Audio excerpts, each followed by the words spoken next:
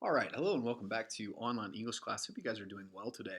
Today we're going to be discussing the development of Winston Smith's rebellion against the party as he continually attempts to externalize that rebellion and create a world, a life for himself that mimics or mirrors his value system, looking specifically at the development of that rebellion in Part 2, Chapters 4 through 8, as he describes his relationship with Julia in Mr. Charrington's room and his experiences while in Mr. Charrington's room. Okay, before we get into that, let's remind ourselves of the top of the week announcements. Okay, so first and foremost, you need to make sure that you are remembering your discussion grade procedure, your duties. Many of you have left very insightful comments and reflections on the lectures. I really appreciate that. Some of you guys have not done so. You guys need to make sure that you are improving on that. Obviously, your discussion grade depends on it, and also just the quality of and authenticity of your engagement with the content is measured by that, okay? So make sure that you are keeping up with that. Throughout the course of this week, you were supposed to and are supposed to be continuing to finish Part 2 of 1984, all right? So we'll be reading Part 3 throughout the course of next week. This week, you need to be finishing Part 2. And we will be finishing up our analysis of Part 2 next week and then moving in to Part 3, the final phase of Winston Smith's rebellion. Okay. Now, you also need to make sure that you are continuing to complete your OTNs as we complete them in class. All right. So you should be done with OTN 4, you should be done with OTN 3, and you should be beginning OTN 5, of which we started our SQ3R yesterday. Okay, so contextualizing all this is your work on the quarter 4 essay, which you need to continue doing. That's going to be due in the middle of May. All right, so you need to make sure that you, if you haven't downloaded that prompt, that you do so. Okay, and if you haven't decided what work you're going to write your essay about, you need to begin doing so. And you need to think about what your thesis is going to be and how you're going to structure your argument and your support. Okay, more about that essay later. For now, we need to keep our sights set on completing our work on 1984. Okay, so let's turn our attention back to OTN 5. All right, so in Part 2, Chapters 4 through 8, Orwell continues to develop the significance of Winston's rebellion against the totalitarian control of the party. That is the dominant theme of Winston's character arc, okay, as he attempts to free his mind and his heart from the control of the party and to retake control of his life, okay, to, in a word, be free, okay, of their totalitarian control. Two important factors that help sort of extend and expand Winston's rebellion is, first and foremost, the narration and the description of Winston's experiences in Mr. Charrington's room. Okay, so let's analyze those descriptions carefully together. First, we want to turn to page 137 and 138, and we want to look at the narrator's description of this room. Okay, so the paragraph begins, folly, folly, his heart kept saying, conscious, gratuitous, suicidal folly. Okay, so he has rented Mr. Charrington's room where he and Julia will continue to meet and will develop their relationship with one another, where they will experience a kind of domestic happiness with one another, where they will behave as if they are married to one another, and they long as they long to be. Okay? Of all the crimes that a party member could commit, this one was the least possible to conceal. All right, so in other words, Winston has a sense, a sort of knowledge that this will lead to him being caught. And the question is this worth it? Okay, and continually he seems to affirm that yes, it is.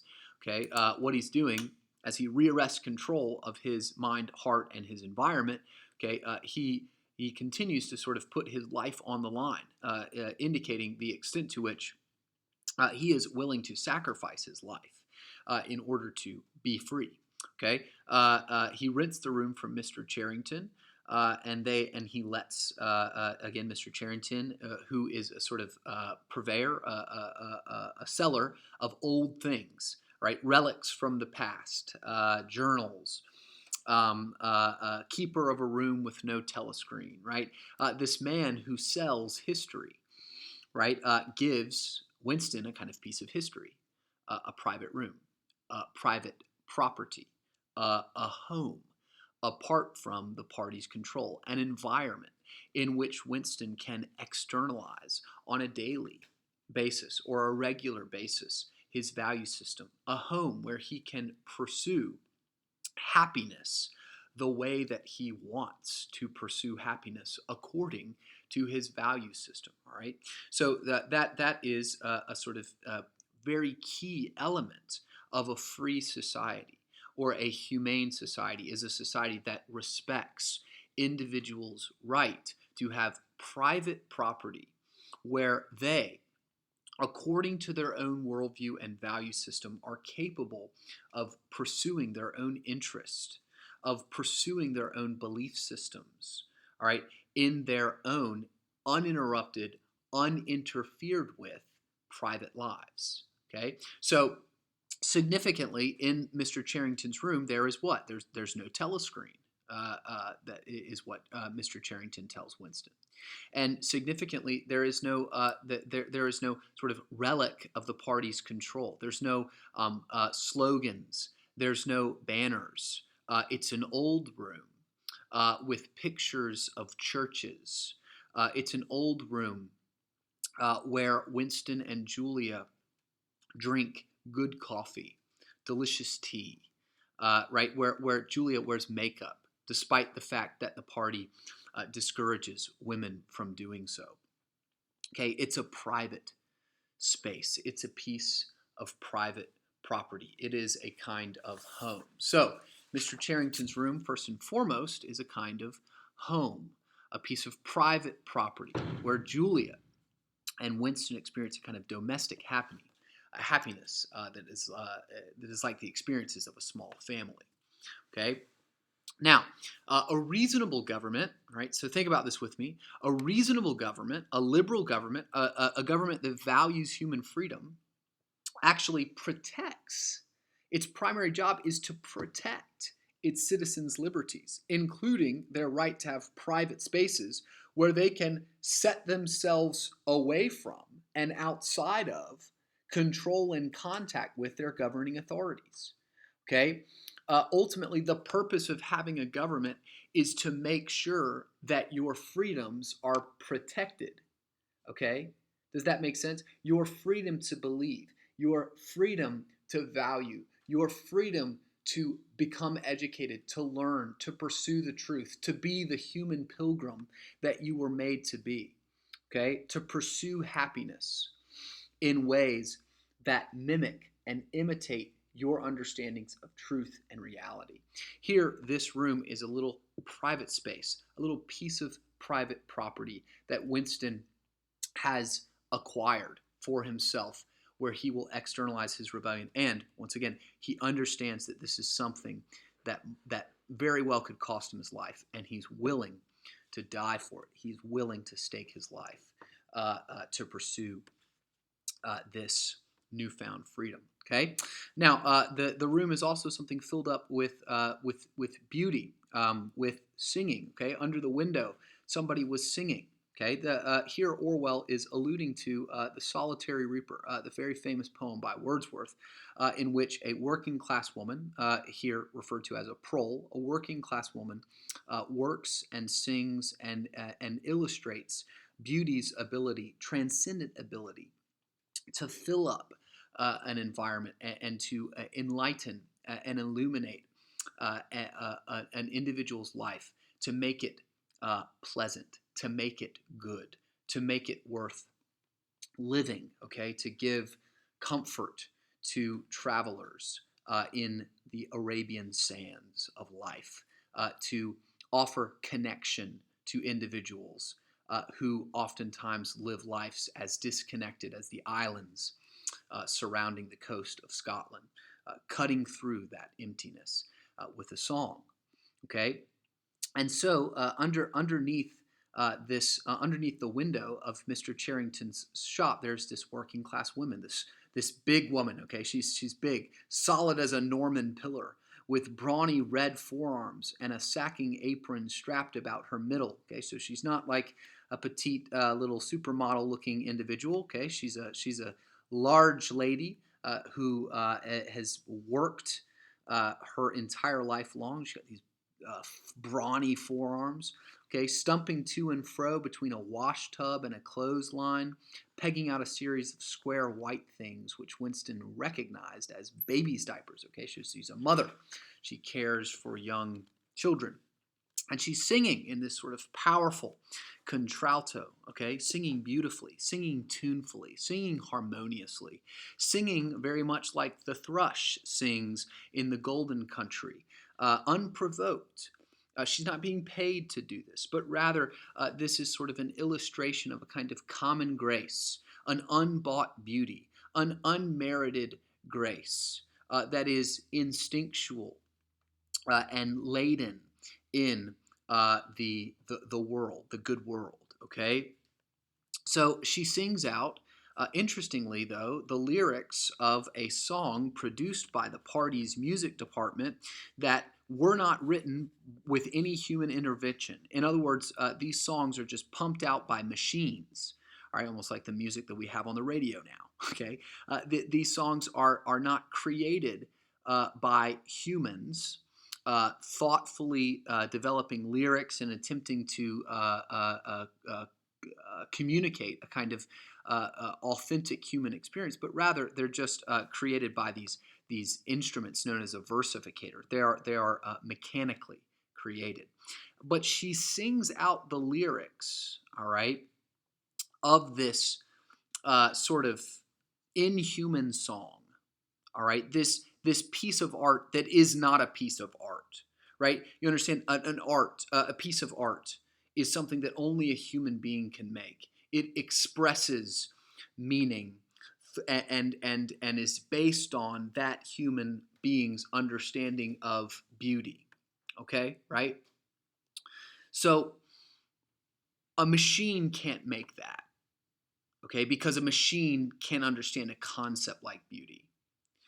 A machine isn't sentient. A machine is not an image bearer. And a machine doesn't understand abstractions like beauty. It just responds to whatever it's programmed to do.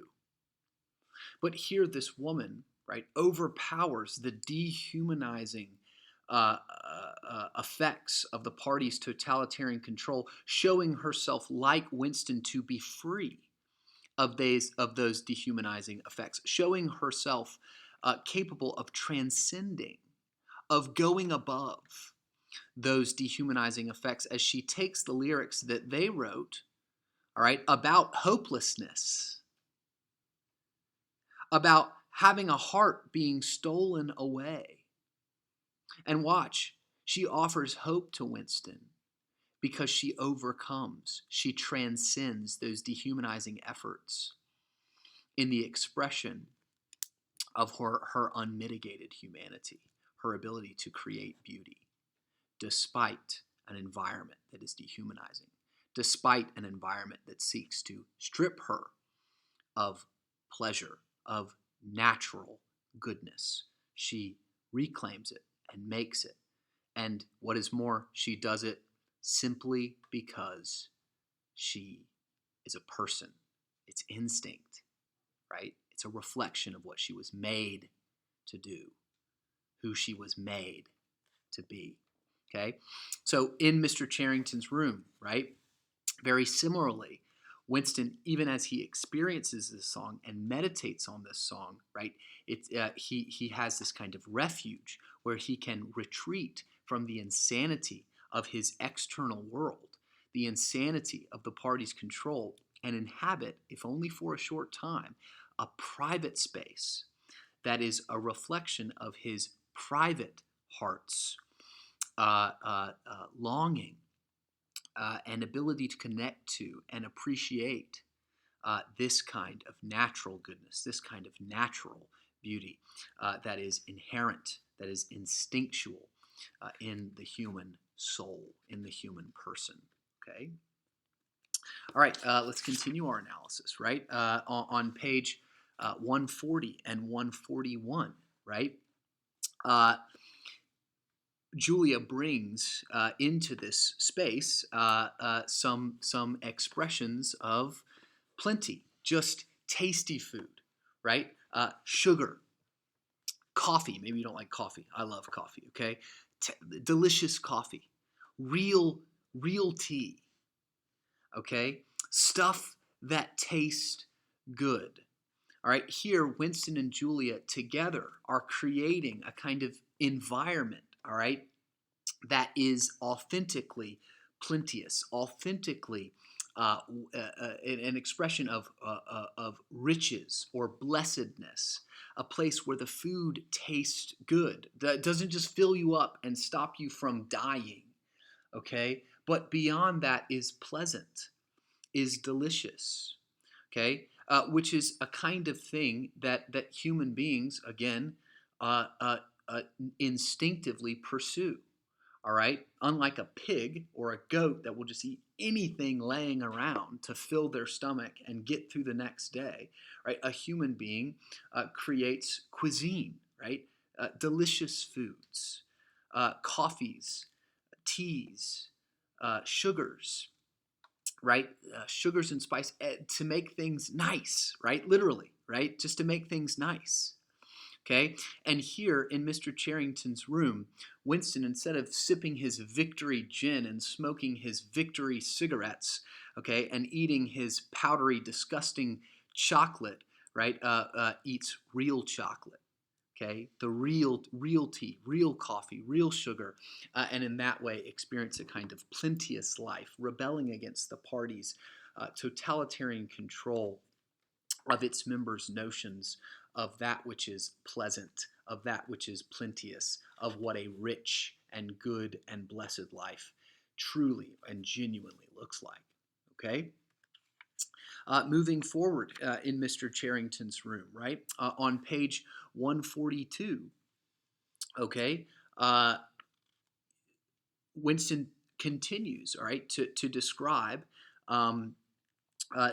these kinds of pleasures or elements of sort of luxury even. Okay, so luxury is a kind of also distinctly human kind of pursuit. Now, oftentimes Christians automatically associate luxury with vice. All right, and that is certainly a reasonable kind of association to make, because what can we do with luxury and comfort? Well, we can turn it into an idol very easily, okay? But ultimately, right, Christianity is an expression of an individual attempting to obtain and pursue a blessed, a good life, to do what you were made for. And you see, what God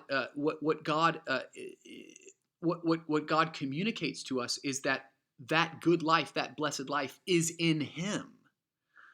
Okay? It's in Him. And when reconciled with God, guess what comes, right? When God makes all things new, when we are with God, all right, we live a life eternal in heaven that is delightful, that is filled with beauty, that is filled with pleasant, blessed things, delicious foods. The wedding feast of the Lamb is going to be the best meal you've ever tasted. God is not the enemy of luxury. He is the enemy of luxuries that take you away from true blessedness, true happiness, right? Opposite to that, the party is the enemy to luxuries that connect a human with blessedness, with goodness, okay?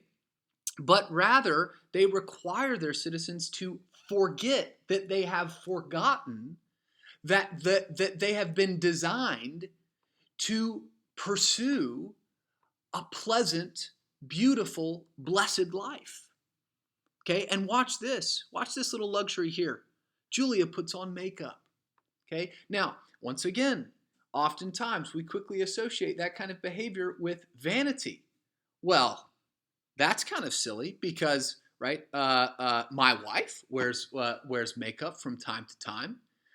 Maybe some of my female students, they probably wear makeup from time to time. You get nice and dressed up for spring formal. Is that just an expression of vanity? Is wearing your Sunday best just an expression of vanity? No. It is an expression of the human ability and the human instinct, right, to enjoy beauty, to pursue beauty. Now, of course, beauty standards change, and and rooting one's identity in the way that they look is clearly stupid. Don't ever do that. Okay, but enjoying beauty, right? Enjoying the process of wearing your best or looking the way that you think looks good is a distinctly human, distinctly free gift in which the person is invited to define that which is blessed and to pursue that which is good. All right? And this little luxury here is just an example, another example of Winston Julia pursuing that plenteous life. Okay? Uh, that plenteous, that blessed life. That's why it's so beautiful, right? Whenever some of you guys like really love basketball, I just love watching you guys play basketball. You don't know, you want to know why? Because when you're playing it, you're experiencing that blessedness that you were in part created to experience, and that is a good thing. That is a good thing. All right. So the descriptions continue on page 145 and 146, in which Julia asks, "What's that picture over there?" Okay, she nodded at the engraving on the opposite wall. Is that 100 years old? And then Winston says, "More, 200, I dare say. One can't tell. It's impossible to discover the age of anything nowadays." And she says, "What is this place?" All right, she's looking at a picture of an old church. And Winston says it's a church, or at least it used to be. All the churches are gone now. St. Clement's Dane, its name was. Right?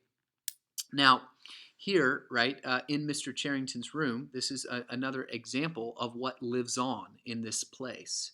The memory of a human's ability to exercise faith, a human's ability to worship as they see fit, as as they believe they ought to.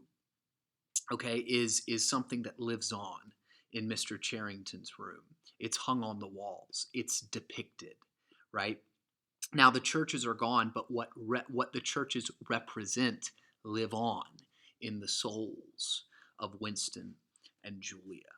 Okay, all of this, Winston begins to conflate, all right, which is to say, sort of combine in his mind, right, Mr. Charrington's room and the glass paperweight. Okay, so Mr. Charrington's room, very much like the glass paperweight, becomes this kind of place where Winston experiences and takes hope in. All right, the fact that his private heart, the coral at the center of his existence, okay, is his. Okay, and that it isn't the party's. Okay, and that well, let me read you the description. Okay, so he turned over the light and lay gazing into the glass paperweight. The inexhaustibly interesting thing was not the fragment of coral, but the interior of the glass itself. There was such a depth of it, and yet it was almost as transparent as air. It was as though the surface of the glass had been the arch of the sky, enclosing a tiny world with its atmosphere complete. Okay, so notice the description evokes the sense that Winston begins to view this glass paperweight as a kind of symbol of his newfound ability to construct a world view. Notice the sort of cosmic language here, transparent as air, enclosing a tiny world in its atmosphere complete. He's constructing a kind of world view. And Mr. Charrington's room, like the glass paperweight, is a place where he is apart from, free from the control of the party, a place where his heart is safe from their manipulation, a place where he can untangle its convolution and develop a coherent worldview. All right. One that, okay, notice the inexhaustibly interesting thing was the interior of the glass itself. It was such a depth to it, all right, yet it was transparent. In other words, you could see through it, right? He's delighting in the fact that he can see his own heart, his own mind clearly, and sort of metaphorically develop this kind of worldview that is coherent, cogent, a reflection of his authentic, most deeply held, innermost beliefs, values, and love. Okay, he concludes by saying the paperweight was the room he was in, and the coral was Julia's life and his own, fixed in a sort of eternity at the heart of the crystal. Okay, so in other words, right, when he says in a sort of eternity, what he means by that is that uh, he believes that the freedom that he is experiencing, all right, is something that is immutable. It's something that cannot be changed or destroyed by the party, even though they believe they have totalitarian control of the past and the present and the future. Winston is affirming here that what he's doing in Mr. Charrington's room, what the glass paperweight symbolizes, Julia and his life and their freedom and the instinctual, natural blessedness that they are pursuing is immutable. It cannot be changed. It's fixed in a sort of eternity. Okay, this is clarified even further on page 166 and 167, in which, for the sake of time, I will quickly just conclude in these underlined sections of the text, which are very important. Winston and Julia have a conversation in which they both basically come to grips with the reality that they're going to be caught. But that's not the point, you see. Them not getting caught is not the point. The point is whether or not, if and when they are caught, they can keep their heart, that coral, at the center of their being. If they can keep that heart free, then they win. The party is indeed not in totalitarian control, but rather the human spirit, okay? The human being is triumphant over the dehumanizing effects of the party's governance, okay? And basically, right, Winston and Julia take great hope in the fact that as long as they don't betray each other in their hearts, as long as the coral remains impregnable, as long as the innermost heart remains their own, then they stay free. Okay?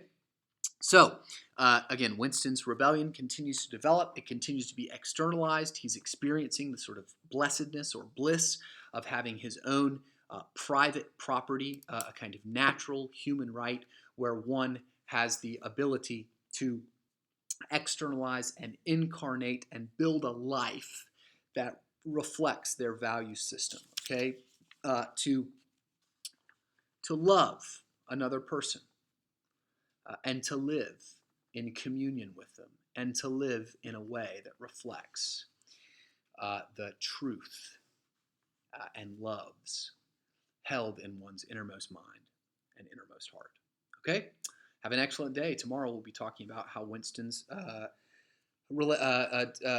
rebellion develops in his relationship with O'Brien. Okay? That's actually going to be Monday. Sorry, not tomorrow. Have a great weekend, you guys.